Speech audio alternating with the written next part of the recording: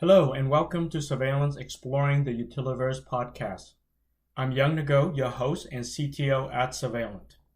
The Utiliverse is our unique term for the ongoing evolution of the electrical utility industry. Our podcast will explore the industry transformative landscape from grid modernization, distribution automation, and renewable energy to critical conversations on climate change and decarbonization. These discussions will include subject matter experts who offer diverse perspectives on what drives our industry forward. Now, let's explore the Utiliverse together. Hello, everyone.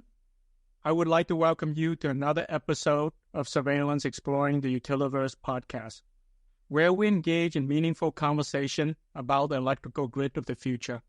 And I'm very delighted to have Maged Yackoub with us today. Hello, Maged. Thank you for joining us. How are you? I'm good. Thank you very much for having me on this podcast. Great. And I look forward to our conversation. And in this podcast, we'll talk to Maged, the CTO of Oshawa Power, about the utilities grid modernization and business transformation efforts. We'll also discuss the smart grid technology implementation that Oshawa Power is doing and how they will improve power reliability and resiliency for Oshawa growing population. Some of the technology topics will include FLISR, or Fault Location Isolation Service Restoration, OT and IT innovations, advanced data analytics, and dare we touch on AI, in some of the conversation.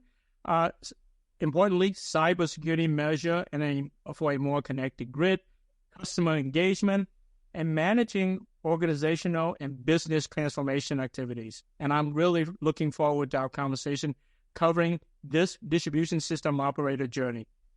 By way of introduction, with over 15 years of experience in IT management, Maged has been at the forefront of implementing advanced IT and OT systems across the utility sectors, including at well-recognized utility companies like Lexicon and Meridian. He's a subject matter expert on IT strategy, software development, project management, with a proven track record of leading high-performing teams to success. Maged holds a Bachelor of Applied Science in Computer Engineering and from University of Toronto and is a certified professional engineer.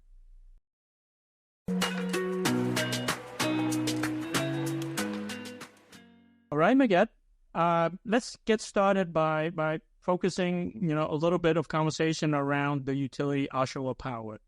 I would welcome the opportunity for you to kind of introduce utility, some comments around its system, the number of meters to help our customer put in the context of the company that you are working for from a CTO perspective. Yeah, definitely. Well, thank you for that very kind introduction. I think I need to update my bio, though. I think it's been almost 20 years now in the utility industry, so it's been quite a journey. And I've been with Oshawa Power for, I think, rolling up to 3 years now. My career has been mostly in operational technology and innovation. And so it's actually a really exciting time to be at Oshawa Power, I would say, if I can say so myself. We're about 63,000 customers. Oshawa is actually one of the top 10, I think, fastest growing cities in Canada now. A lot of commercial and industrial companies are being attracted here just because of where we are relative to Toronto, and because property is pretty affordable here relative to some other places. Oshawa has 3 post-secondary schools. I don't know if a lot of people don't know that. We have Ontario Tech University, we have Durham College, and Trent University has a campus here as well. We have, I don't think there's a lot of them, but we have a deep water port in South Oshawa as well. So it's a great industrial and commercial opportunity. And OPG also announced they're moving to Oshawa in a couple of years, I think. So lots happening in Oshawa, in the city itself, and lots happening in Oshawa Power. It's been a bit of a time of new beginnings for us. We have a new CEO from outside the industry. And so he's been great to bring some good energy and some fresh ideas. We have an almost entirely new executive team. We have a great board, actually, a very strong business-oriented board with a lot of diverse business experience, both from in the utility industry and outside. Lots of new staff. We've had, since the Great Resignation, I think everyone's experienced a lot of turnover across industries, but we've been able to get some really good new staff on both the management and the non-management side. And then we also just put together a new 5-year strategy. So we're really excited. That's for the regulated and the unregulated side, and we're just starting to operationalize that for 2025 start. Oshawa Power is also going through a cost of service application now, so lots of changes, and that's to take effect in 2026. And like every other utility, we're going to see some price hikes for our customers, I think, but I'm pretty happy about the company being one of the more efficient utilities in Ontario. As you know, you probably know that the government kind of separates us into cohorts 1 through 5, 1 being kind of the lower cost and 5 being some of the higher costs, and Oshawa is a cohort 2. So we're definitely the lowest, I think, in Durham region, one of the lowest in the GTA. And actually, just fresh off the press there, Young, you might be interested.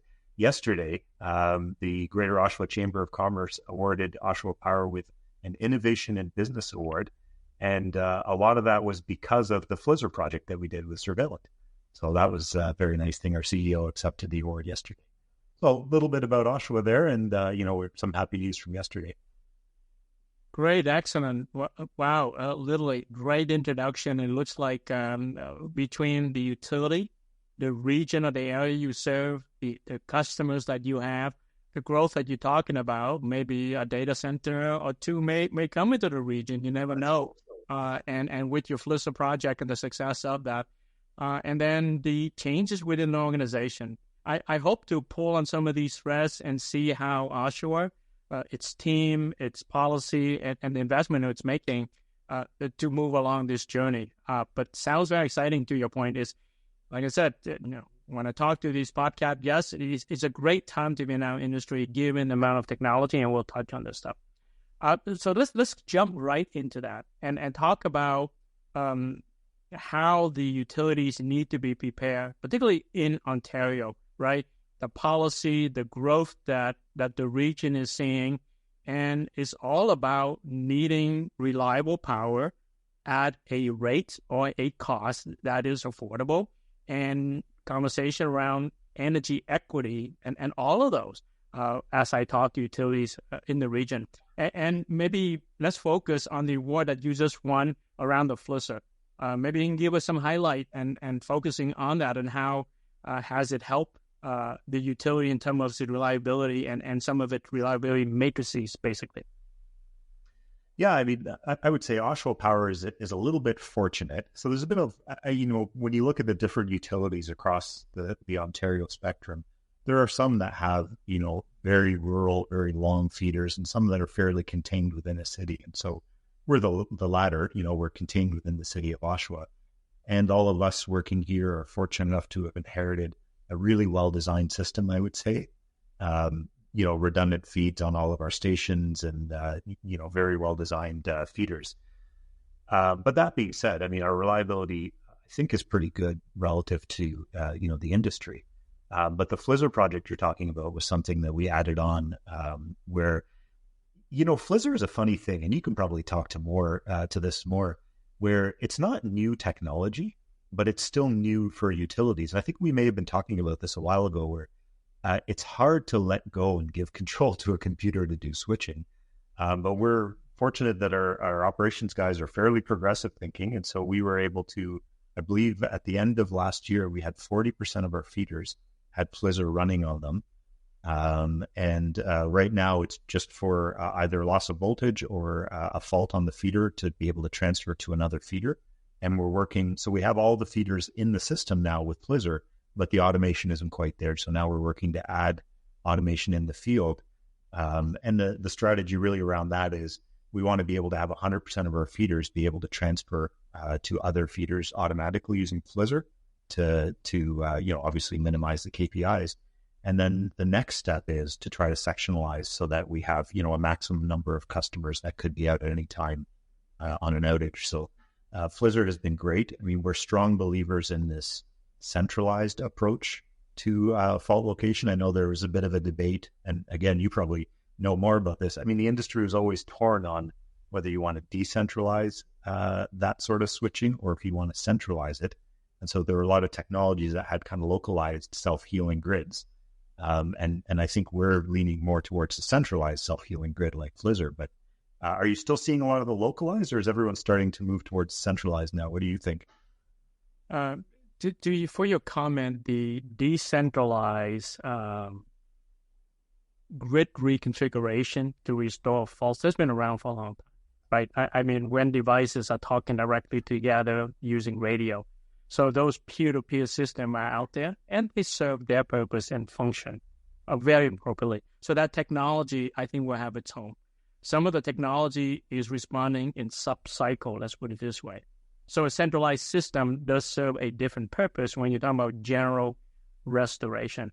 So I've seen utilities, a number of our customers have a combination of this, but ultimately the centralized system is flexible, is less maintenance, and it will be dynamically reacting to the grid, whereas the localized relies on some network connectivity, rules-based.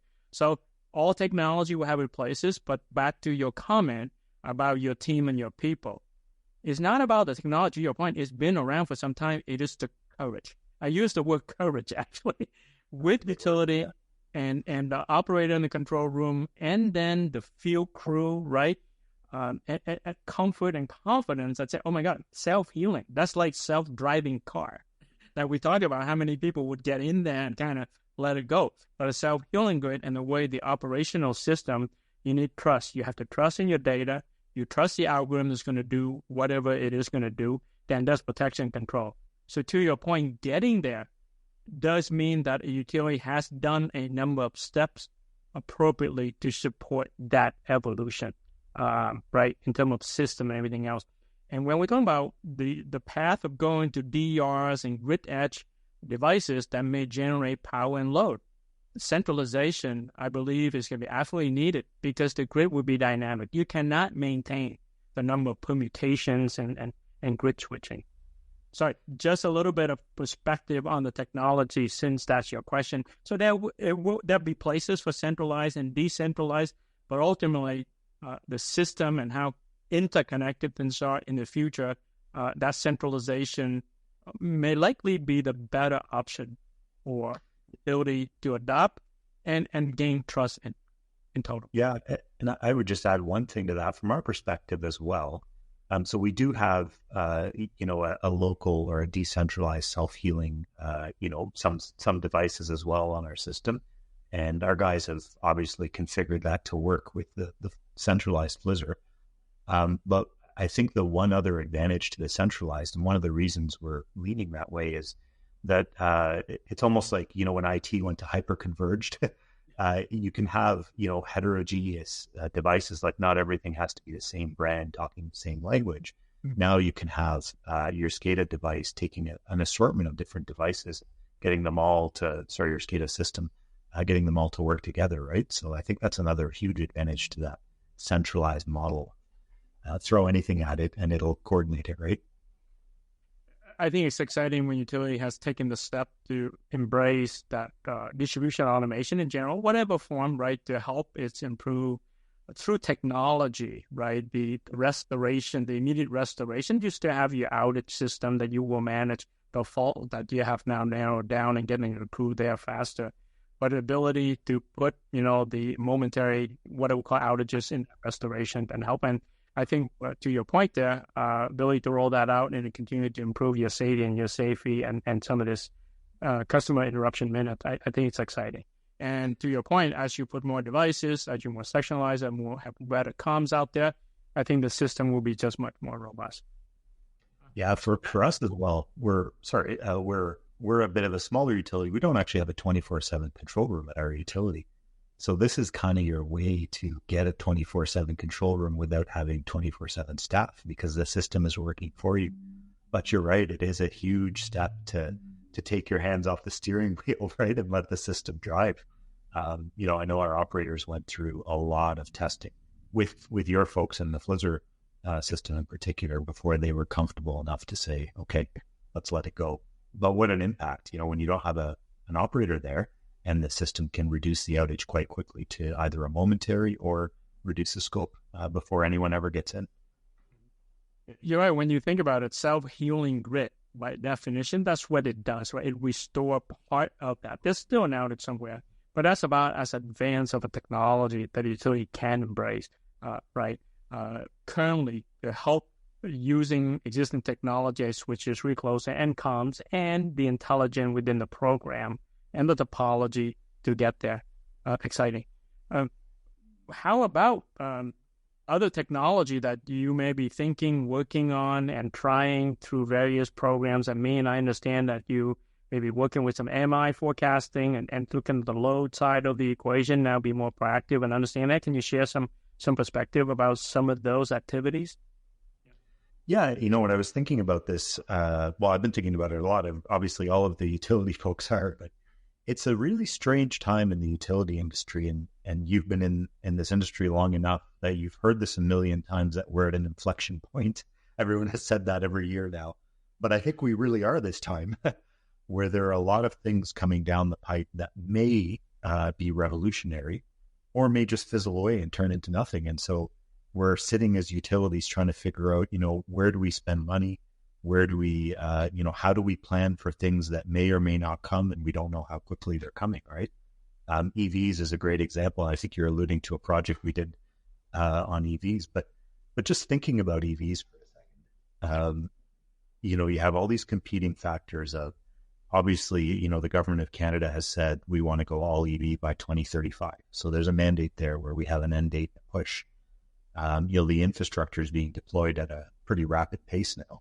And even little things like, car manufacturers are standardizing on the same chargers. I think they're all using Tesla's charger now. But then you think of the flip side, and, the demand from consumers isn't quite as hot as, we would like them to be, right? I don't know if you recall, when was this? This was late last year, actually, that I think it was something like 4,000 or 5,000 dealerships wrote an open letter to the U.S. government saying, please slow down on the EVs because people aren't buying them the way we want them to, right? And then, Toyota, for example, this was always my, I always thought hydrogen would win over electrical. I guess I've been wrong so far, but Toyota's still going on the hydrogen path, right? They still got a hydrogen car, and they're deploying hydrogen gas stations, for lack of a better word. And so from a utilities perspective, we don't know when this is going to happen, this electrification in general, and how fast to deploy it. And so we're trying to play both sides a little bit to say, well, we want to be responsible with the way we're spending money, but we also have to be ready. We can't be caught, unaware or unprepared. So the reason I say all this is, I don't have the answers, and I don't know, how quickly and how much, and we're all trying to figure that out as an industry. One of the things that we did was that project you were alluding to is, I think, there's a lot of insights now and a lot of machine learning that helps you see behind the meter to a certain degree to know what people are doing, how they're using their power. And so we partnered with a machine learning company and gave them, worked with them to, it was actually a funded project to say, how can utilities partner with third-party vendors and without giving up PII and without giving up too much information, somehow figure out, who's got an EV behind their meter and who doesn't, and then actually use that data to project out, where will we be in a year, where will we be in a couple of years, and so on. And so we partnered with this company and, scrubbed a lot of our meter data and gave it to them, and they actually have the outcome was a pre-trained machine learning, I guess, algorithm or model, for lack of a better word, that you could just plug anybody's kind of, what's the word I'm looking for when you take out all the personal information from something? Anonymized. Thank you very much. This is why you're the host of the podcast. We have to anonymize every day so we get from this very literally, but we understand. Yep. Yeah. So we would give them anonymized meter data and anonymized even feeder data, and they could tell us, on which feeders we're seeing EVs and what the projected, increases are year over year and things like that. So it was a really neat project, and it actually helped us. We tested it against real world data where we got customer survey data and StatCan data, things like that, to say, well, did the model actually do a good job or not? And so far, it seems pretty good. And we're actually, we're going to give them this year's meter data as well, anonymized, for them to tell us, okay, what's changed since the last year we've done it. So I think we're we're tracking and trying to invest smartly, but at the same time, we can't go upgrading every transformer in the system. So it's a tricky, to answer your question of like, what's your approach? It's this measured approach of trying to balance the customer's money with trying to balance, the growth of the system and the customer's need in the future, even though we don't quite know what that is yet, right? And I'm sure you're seeing this across the industry, right? Same answers. Right. So back to the point about EV, depends on the charging capacity. It could be half a load of a particular size residence, right? So in terms of load impact on the utility at the grid edge, and if there's a community that kind of see one EV, then the EV start multiplying, then down that feeder, down that transformer could have an impact. I started my career designing distribution transformers, right? So I'm quite sensitive about this topic that, one house with one EV, that's kind of a half of a load in the evening. And distribution transformer was designed to operate during peak load hours where the temperature is like 55, 56, 65 C. But it's expected to be in the evening when it's cooled down, right? And using that, the thermodynamic mass to cool down and so that it can run and operate for 30 years plus. But now if you have loading during the day and charging EV at night, pulling that capacity, then now it's running warm, hot, or above its rated performance all the time. And that transformer will not last for 30 years. So I'm very knowledgeable about that. And maybe if you ever need a consultant to study a transformer, give me a call.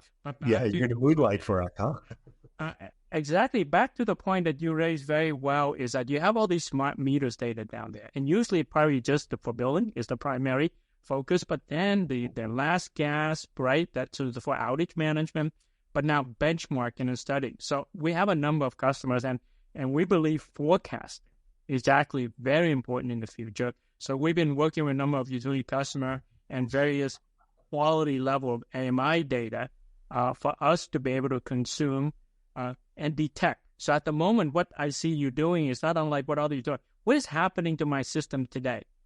And if I can track this and I can follow this and I can watch it, and if something changed, then just detect it, right? So you're going to have gradual small changes across your system, and you want an eye on this and as it grows, because that will impact your flisser, right? What load you mono in that is going to become so critical, and certainly your protection control and everything else. So that's part of the effort that Surveillance is also focusing on to assist customer now. We don't spend time outside of the AMI data, aside from the last gap outage, but now certainly we are focusing on the forecasting part, benchmarking today, just watching it, see any changes, help you to understand what they are, and understand where it is going. So quite important, we believe, for the future of a DSO. Forecasting using grid edge data, but also the SCADA data and the system data, and balance it from the grid edge all the way up to the source at the substation. And that's it, yeah. And all the technology seems to be converging on this type of analysis, right? With the metering data and, all the systems to monitor transformer loading. We're all doing the same things and a little bit in a holding pattern. Some utilities more aggressive than others, depending on the area as well, right? So we've been also sending out, customer surveys, trying to gauge interest, trying to get an idea of how fast this adoption will be. And at the same time, there's a whole other range of technologies that may alleviate the problem behind the meter that we don't know about yet, right? So it will be an interesting future. And as utilities, we want to play in all of those spaces, obviously. You're right. The EV and the situation, there was so much, what I would say, trending up. And then in the last year, glut of capacity. Then there's now tariffs measure, right? Slowing it down. Uncertain, right? As a consumer, you and I may think about an EV. Should we go there?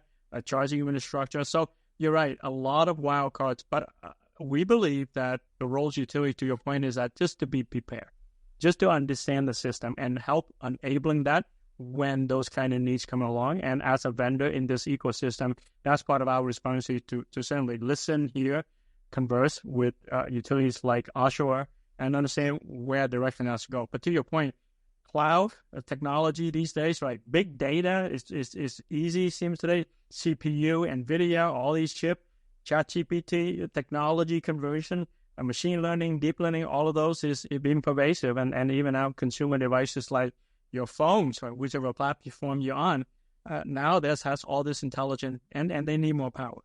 So all of those things is driving what I say the utility future is quite important, is that more power, more reliable power, and help manage the cost to get that reliable power to the consumer or commercial industrial business is so important. Yeah, 100%. I mean, that's very well said. You're saying it better than I could, but our primary focus is it has to be reliable, but it has to be available, right? And so it's the balance of that with cost, because it is customer money, right? So we have to be careful with that.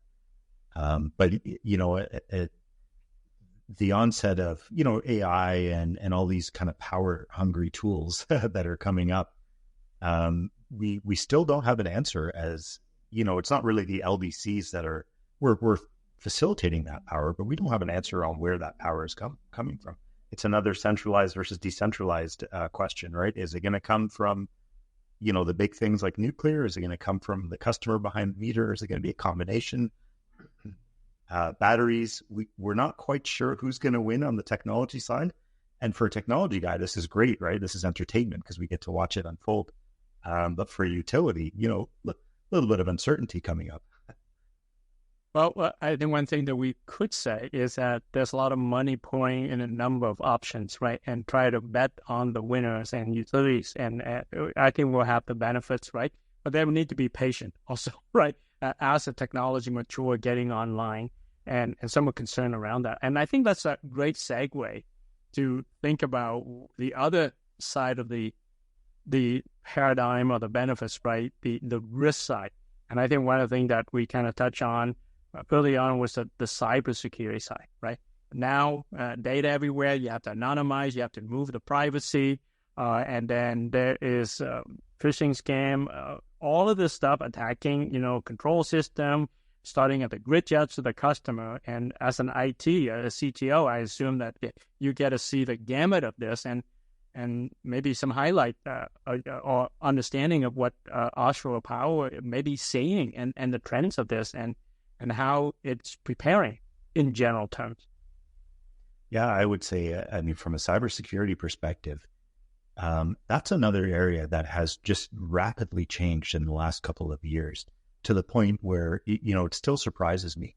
Even the simple things, like you take a phishing email from 2 years ago, and you remember how unsophisticated and messy they were with typos and all sorts of, and now they're so clever and sophisticated. And I wonder if, speaking of AI, if AI is actually contributing to that. This isn't utility based. This was maybe a couple of weeks ago. I got a call. I was actually on the phone with my wife, and somebody kept calling me over and over and over. And so I was like, okay, I better take this call. So I took the call, and it was somebody saying, we're calling from your bank. Your credit card has been compromised, the typical thing. And of course, I wouldn't be a CTO worth the salt if I wasn't suspicious. But the amount of information these people had on me to try to sell me that they were legitimately the bank, it almost scared me. I actually called the bank afterwards and said, I don't know how these guys got all this information on me, personal information that they had, to try to convince me that they were the bank and, they were trying to get my credit card information. So definitely the sophistication in recent years has improved. And I think the amount of data out there that people can use has also increased significantly. I know for the utility, a lot of utilities have been talking about the same thing, but the scams on the utility have increased and gotten more sophisticated as well. And one of the things we're dealing with now is, regulation says that, unfortunately, sometimes you'll send people notices to tell them, hey, if you don't pay your bills, we have to disconnect you. So we send the 48-hour notice, obviously, to say, obviously there are a lot of programs that we try to get people on first, and we do our best, but sometimes you come down to the last measure. And somehow these scammers are figuring out who is, in arrears or owing money, and then showing up to their doors with Oshawa Power, uniforms or whatever, business cards or something, and collecting the money, saying that they're us, and convincing these customers, oh, okay, you better pay us. And then they get the money. And so these poor people are out. Not only are they going to not get their power, but they've lost their money as well. And these have been increasing. We've actually been putting alerts on our website, and I know a lot of other utilities have. So for customers, I think it's becoming more difficult. We actually had this morning, again, hot off the press, one of our people that works here, their elderly relative, had somebody call them up and convince them to give them all their credit card and debit card and banking information, and then hose them for thousands of dollars. And it's getting pretty sophisticated, right? I'm sure you have tons of examples of this as well. From the customer perspective, it's difficult because all you can really do is educate your customers as much as possible and engage with them. From a staff perspective, we're seeing a lot of the same thing. Phishing is getting more sophisticated.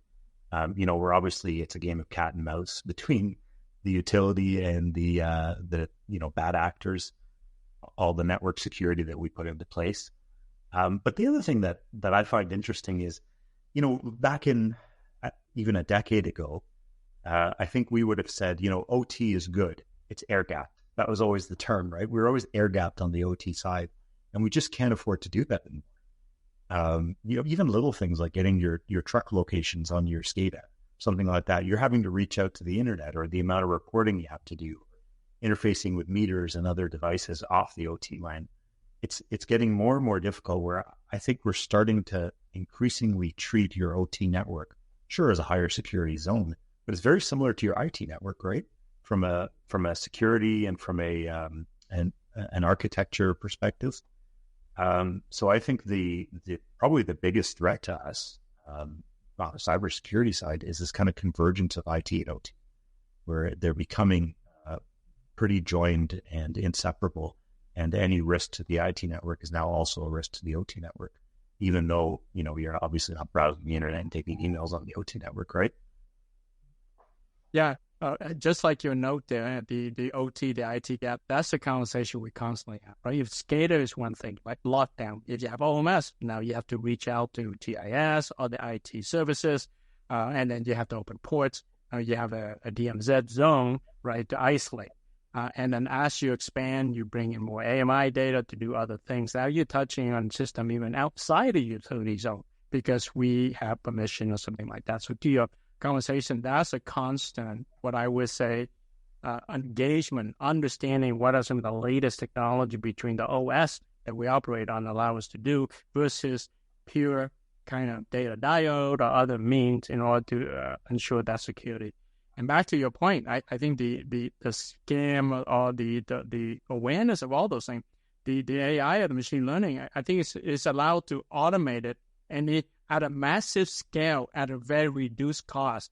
They even now do more of that. The percentages of reward may be smaller, but to your point, it's difficult, and the approach to the attack of these things on certain part of what you would say the population or the people that we know of that may be more susceptible because of awareness or lack of awareness that the kind of technology that could be impersonating or basically faking, these kind of phone calls, just like what you said there. Yeah. And you know what, I would say that that level of scam has not hit the operational side yet. Yeah. Right? Nobody is really trying to target OT networks with the social engineering, but it's got to start at some point. I'm sure it will, especially, with all the geopolitical stuff that goes on. At some point, they're going to be calling operators. I don't know if, again, I'm a bit of a news junkie, so sorry about always talking about news here, but in the news, I think this was, again, a week ago or so, there was a company in Florida that's actually a cybersecurity company. So they advise other companies on cybersecurity practices that hired a spy from North Korea who fooled them into thinking that he wasn't, it was an American citizen or something like that. So the level of, and it was all deep fakes and AI and all sorts of things, right? So, I mean, you can imagine, these are trained, aware people. Now, if they do that kind of thing to your operations teams and try to embed, luckily Oshawa Power isn't really a prime target, but some utilities will be, right? Well, for a variety of reasons. And I think as we talk about the people side, we talk about a lot of changes, right? Technology evolving, Oshawa Power having new people coming in, right, organizational wise, and you preparing for this growth of this journey, I certainly came across the very impressive statistics around the safety of Oshawa Power and some of the metrics you've achieved. And that's great. And maybe you can touch on that. But the whole preparation, right? The whole digital transformation process and change will not be easy. Just like what we talked about, Flissa, right? People stepping back, let go of the steering wheel.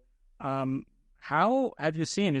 I assume it does take time. It does take education. It does take coaching, encouragement, and all those things to move towards some of the more advanced technology, right? But your safety records, I was quite impressed, and cross the fingers, knock on wood, that will continue. But welcome your input or insight, to certainly for the utility peers that would be listening to this podcast.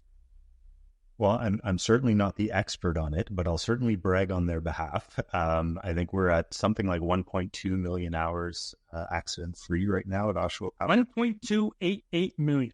Oh, there you go. You're the expert then. Yes. According to my statistics, I just pull up, right? Real time. Yeah, which these are, it's 1.2 million cumulative hours. So you think, we're not a huge organization, so we're about 30 line staff or something. So this is quite an impressive number. It's years and years of accident-free work.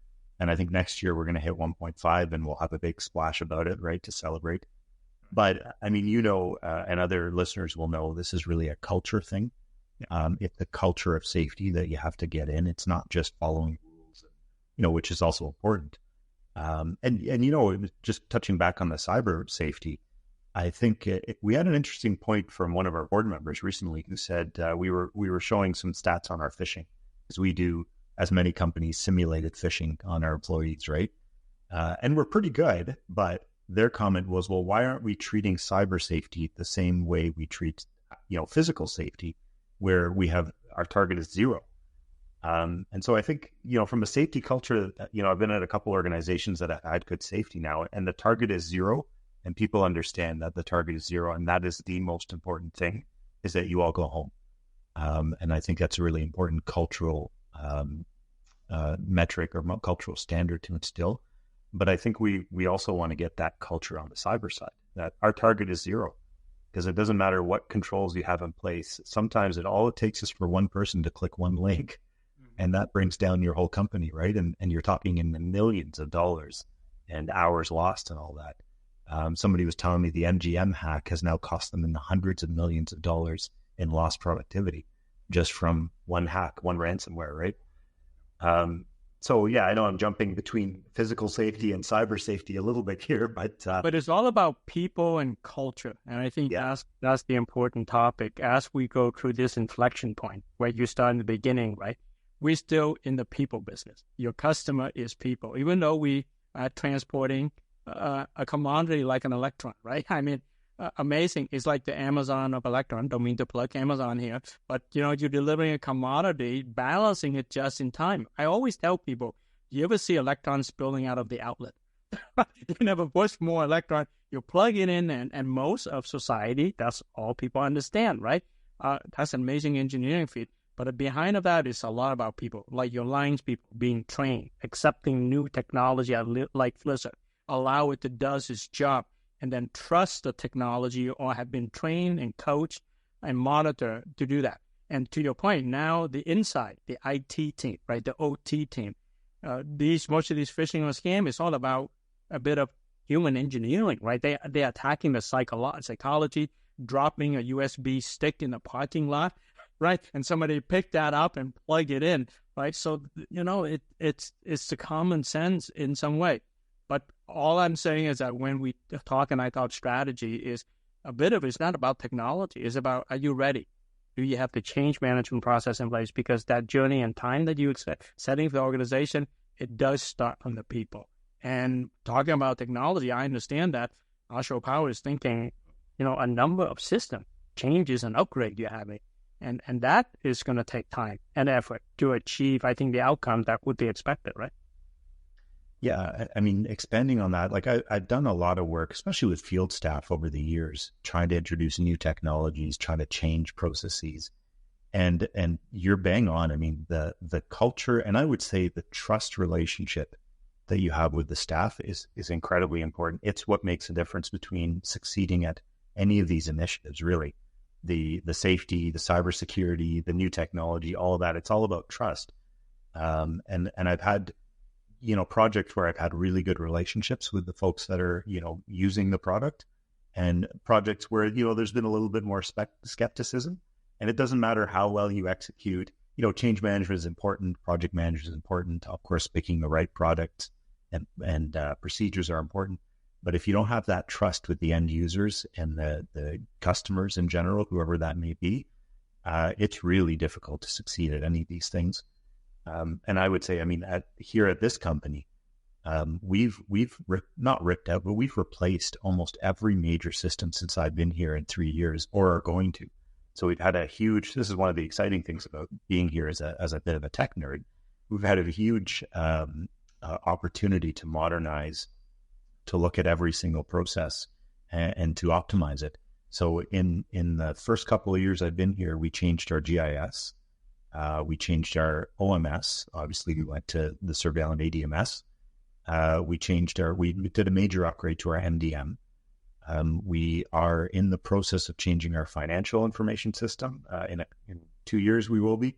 We're actually right now changing our billing customer information system. We changed our entire server stack. So we updated our server stack. We changed all our networking, been putting in a lot of cybersecurity, even down to our Wi-Fi. We changed our Wi-Fi. So everything has been touched, and it's been a lot of change for staff. And you talk about safety and cybersecurity, all of these things can just tank after you do this many changes, right? But if you have that trust relationship, you have that culture, especially I think our lines guys are great because most places you go, the lines guys are resisting change. Our guys crave it. They're asking me to change faster. I can't change fast enough for them. So that's really, positive here. But yeah, it's the culture and the people are really the backbone of a lot of these changes, right down to cybersecurity of, are you going to be successful or not? Well, the answer is your people. Safety, are you going to be successful or not? The answer is your people, right? Right. It sounds like Oshawa Power is going through what I would say a major transformation. People, right, systems, services, and aspiration. I did have a chance to read part of the annual report and the 5-year plan, by the way. And what you're doing is putting in place, right? So you're validating, let's say, Flusser successfully, and all of these other systems. And there's been new technology that are coming along. And part of a vendor response like ours is ensure that we stay up with the technology and help the technology, to your point, to help the people who use it, right, go through those changes with confidence. Because when you have to integrate all these systems, you have to share data between them. And one of the things that we really look forward to is how the OT side of the system can or will need to leverage the data that is of the system. So for us, it's also exciting. And to your point, we have gone through the growth of our staff, and we have new people coming in, younger people, very excited to embrace some of these newer technology. And they move some of the older folks like me along, right? And give me that energy. They charge my battery basically to say, yep, these exciting things. And we're still learning to understand what their position in the utility future would be. How can they help utility, to your point? Knowledge, maybe walking out the door for retirement or other things, right? New system coming in. We see more IT folks in the OT role. The words used are very different, and the tools they use. And these are kind of exciting times that we have in managing those change and achieving the OT or the IT business objectives, to your point, in the time that you expected to, having to manage this stuff. So certainly, I definitely want to congratulate Oshawa Power for its safety numbers and continue to be there, but all these systems and the changes, because it sounds like you are well into that journey. So with that said, what are maybe some closing thoughts you have? Actually, when I talk to different utilities, some only changing one system in the last 3 years, right? And run it the same. And some is, to your point, they have had the funding, they had the vision, they've had the people to run at this in multiple directions. But everybody is preparing for that DSO, the distribution system operator, where ultimately They will not just look after the transportation of electron, but managing where the electrons come from at the grid edge and at the center and control of that. What would your wisdom from the Maged book of CTO would be for some of our peers? Welcome that. And for me, actually, to learn from. Yeah. Well, I don't know if that's a book that anyone would read, but I'll do my best here. Yeah, I mean, I think we've covered a lot of ground here in a pretty short time. This is what I like about talking to you. Every time I talk to you, we get sucked down rabbit holes. It's a couple of kind of geeks who love technology and just love talking about this stuff. And we jump from topic to topic, so hopefully the listeners are keeping up. But for sure, I'm going to schedule a recurring session. We're going to pull this thread maybe in 6 months or something. Let's see what the audience will ask us to come back and talk about. And we do try to do a survey. But welcome, certainly, what you see has been successful, at least. And then maybe what hasn't been as successful, or at least that you would maybe do it. I welcome that. Yeah. Yeah, I mean, those are good questions. You started with DSO a little bit there, and I think that's also one of those big topics that you could spend an entire podcast on, right? And I know you have actually with others.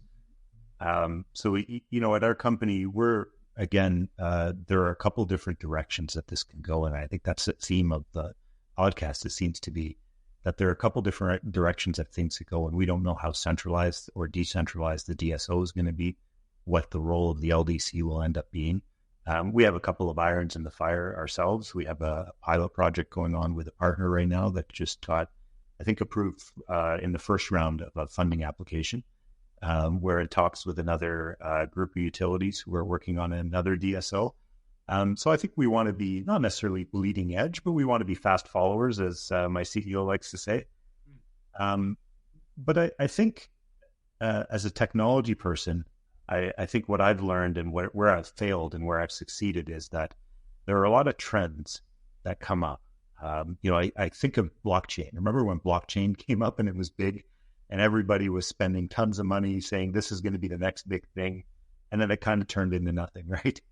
It wasn't really, at that time, practically applicable technology. So I think we have to be cautious of, we don't want to jump on the new and shiny thing.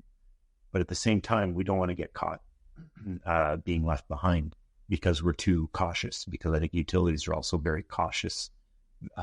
We started out talking about some of this technology is not new, but we're very wary about letting go of control and adopting new technologies, especially around our OT systems.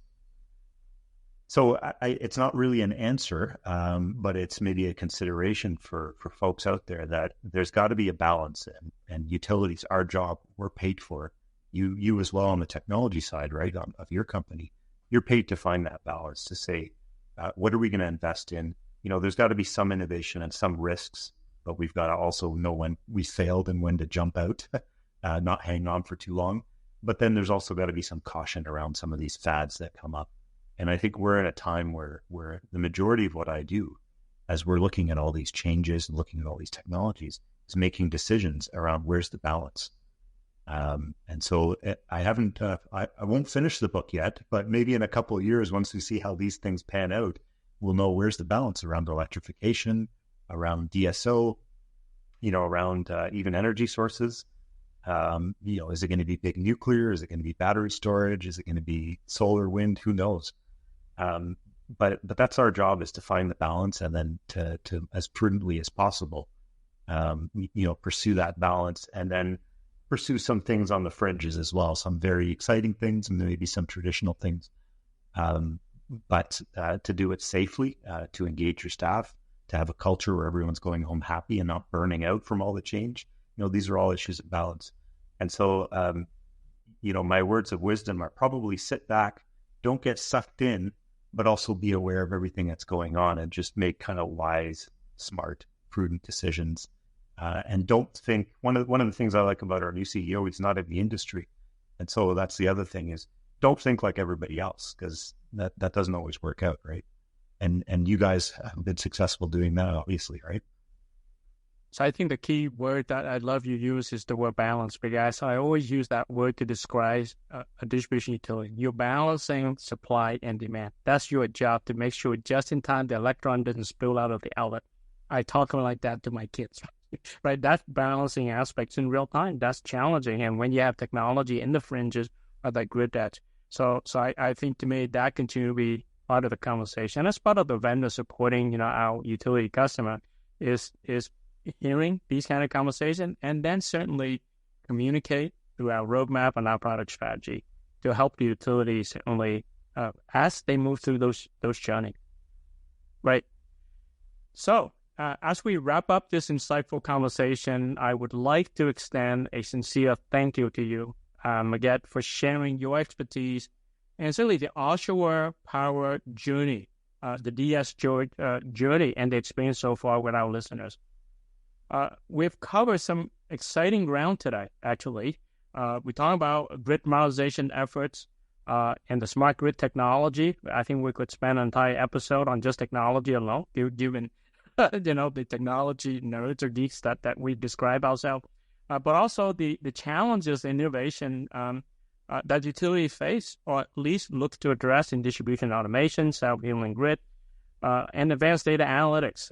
We also touch on the cybersecurity side and the focus on customer engagement. And, as you deliver power, and also making sure it is managed going through these organizational transformation. And I believe a number of utilities will be able to reflect on this conversation. So I hope you, the audience, found this discussion as insightful as I did, and that it give you maybe a little bit more information about the evolving role of utilities in today's energy sectors. For our listeners, today's discussion, I would say in such a way that there's some strategic framework we discussed on, and the reflection on the changing landscape. And whether you are a professional in the utility sector or an enthusiast that could be out there who like to understand about power, to understand the dynamics of the modern electrical system, there's been much wisdom shared for you to consider, reflect, and prioritize for your action. We value your thoughts and questions, so feel free to connect with us by email to utiliverse@surveillance.com, follow @Utiliverse on X, and post on X using the hashtag Utiliverse. Thank you for tuning in. The journey through the Utiliverse is accelerating, and there's always more to explore. Until next time, keep innovating and pushing the boundaries of what's possible in our electrification future.